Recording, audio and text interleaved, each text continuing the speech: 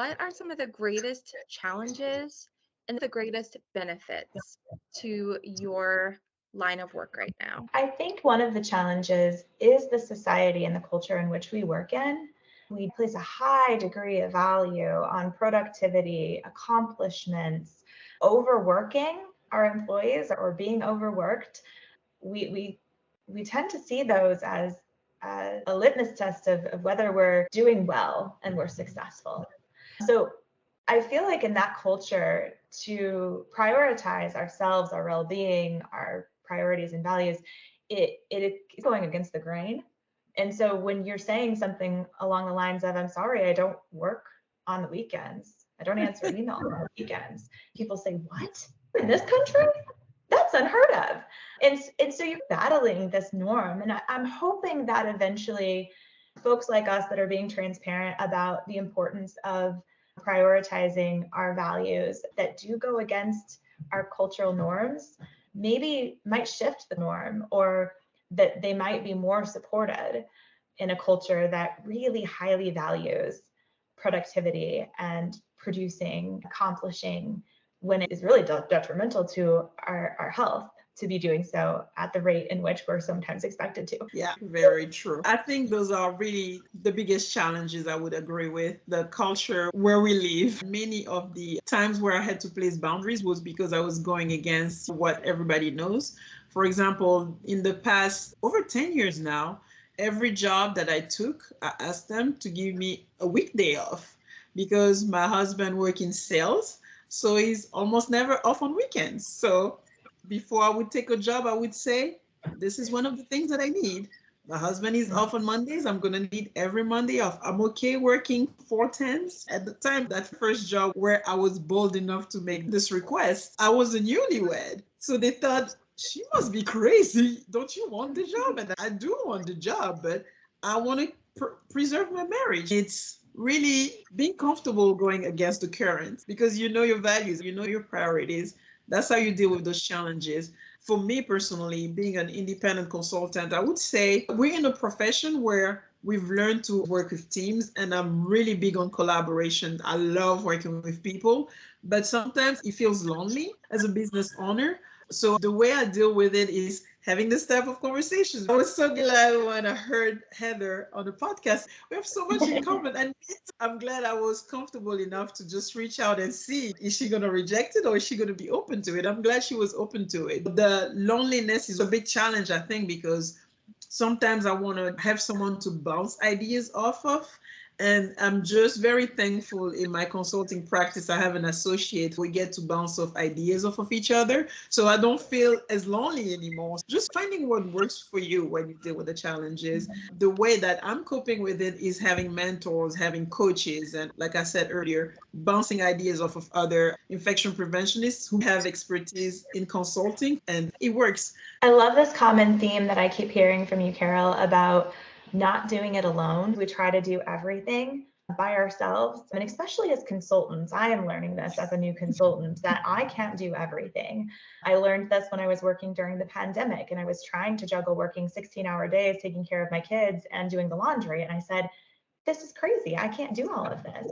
And somebody said to me, why don't you hire somebody to clean your house? And I never really even thought about it. And at the time, I had the financial capability to do so. I hired somebody to clean the house. And that was just something that I needed at the time to be able to show up in the other areas of my life that I was needing to show up. But it's the same in a business. We can't do everything. So sometimes we have to delegate. Even when it's not delegating to somebody that you're hiring as a business owner, within the job, I've seen people that drive themselves in the ground trying to do everything by themselves, whether in the nursing profession or as an infection preventionist, when it's acceptable to ask for help.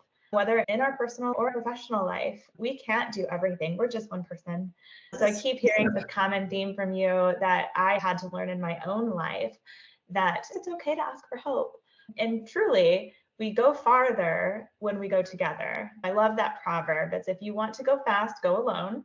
But if you want to go far, go together. So find people that can support you, work with you, that are like-minded, that want to get to where you're trying to go. And that's what I love about meeting you. You reached out and said, I heard that podcast. It was excellent. I have a lot of the same thoughts. Let's talk. Absolutely. Yes. Two people that just have the same common interests and passions that say, hey, you know what? Let's go at this together. And I love that mindset. Yes.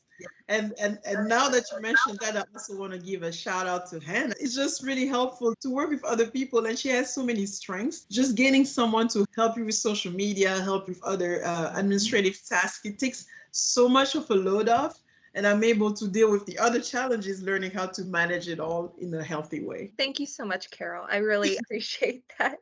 I think both of you have touched on this a lot, that as a culture are so focused on productivity and we're so individualistic. One thing that I notice when you go to a social event or a party and you meet somebody new, the first thing, well, what do you do? It's all Sure. about your career. It's all about what do you offer? And it's less about the person. And in my personal life, I try to get away from asking that of somebody. I try to get to know who they are as a person. And like you were talking about, Heather, it's so easy to think, I need to do this. I don't need to ask for help. We all can get stuck on that loop. And that's where I love, Carole, the support system that you have and how you reach out to your friends, your family.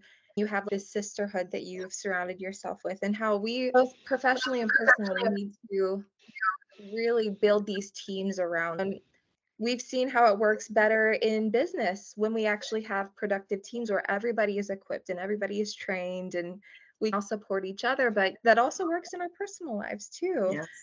And I love this whole conversation. So many good points, not only for professionals who are in healthcare or consulting, but for anybody. Anybody can listen to this and hear, these are things that I can take away from my personal life. And I want to thank both of you so much for the time and the thoughtfulness that you've put into this interview.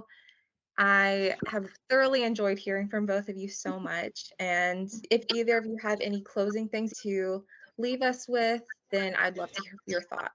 Drawing off of something you just said, Hannah, I love that you highlighted that at a social function, the first thing you hear people say is, what do you do? Because I think our culture prioritizes this way too much. And so I think in closing, just a reminder to everyone that your job is what you do. It is not who you are, and it is not where you derive your value. And I think to continue to strive toward good, healthy work-life balance, we have to remember that point, that our job is not intended to define who we are or the value that we have in this world. I totally agree.